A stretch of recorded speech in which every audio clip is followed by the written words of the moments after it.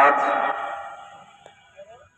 কোরআন খতম দোয়া মোনাজাতে উপস্থিত আমাদের প্রিয় ভাই, প্রিয় নেতা, বাংলাদেশ জাতীয়তাবাদী দল বিএনপির জাতীয় নির্বাহী কমিটির অন্যতম সদস্য, সর্বশেষ এই আসন থেকে দেশনেত্রী বেগম খালেদা জিয়া এবং দেশনায়ক জনাব তারেক রহমান যার হাতে ধানের শীষের প্রতীক তুলে দিয়েছিলেন, সে আমাদের প্রিয় নেতা, জননেতা শেখ রবিউল আলম রবি ভাই আমাদের মাঝে উপস্থিত হয়েছেন।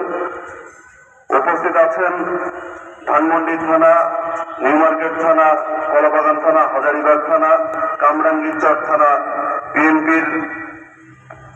বিএনপি এবং অঙ্গ সংগঠনের নেতৃবৃন্দ। উপস্থিত হয়েছেন আমাদের বাংলাদেশ জাতীয়তাবাদী ছাত্রদল কেন্দ্রীয় সংসদের সাবেক ভারপ্রাপ্ত সাধারণ সম্পাদক জনাব আসাদুজ্জামান আসাদ সহ উপস্থিত এলাকাবাসী, সর্বসাধারণ সকলকে আজকের এই দোয়া মোনাজাতে উপস্থিত হওয়ার জন্য দেশনায়ক জনাব তারেক রহমান, বাংলাদেশ জাতীয়তাবাদী দল বিএনপি এবং আমার ব্যক্তিগত পক্ষ থেকে ধন্যবাদ জানাচ্ছি।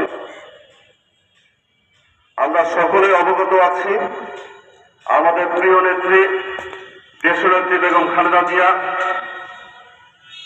তিনি অত্যন্ত অসুস্থ অবস্থায় এবার কেয়ার হসপিটালে আছেন। আপসীন নেত্রী তিনি, তার আপসীন তৎপা কিন্তু বাংলাদেশ জাতীয়তাবাদী দল বিএনপি নেতাকর্মী আমরা দেয়নি। তিনি ছিলেন একজন গৃহবধূ। শহীদ রাষ্ট্রপতি জিয়া রহমান বীরোত্তম নিহত হওয়ার পর তাকে হত্যা করার পর তিনি গৃহবধূ থেকে রাজপথে এসে আমাদের দলকে নেতৃত্ব দিয়েছেন। স্বৈরাচারী এরশাদের বিরুদ্ধে তিনি সংগ্রাম করেছেন।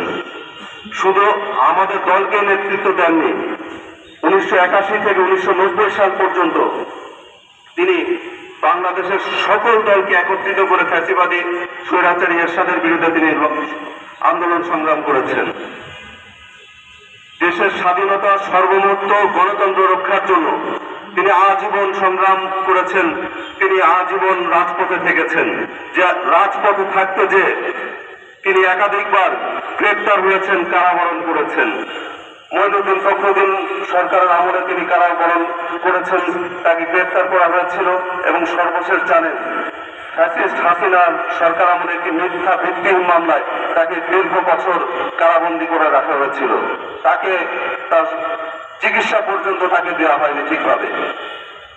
আমাদের সেই প্রিয় নেত্রী যিনি সারা জীবন এই দেশ এবং দেশের মানুষের জন্য অক্লান্ত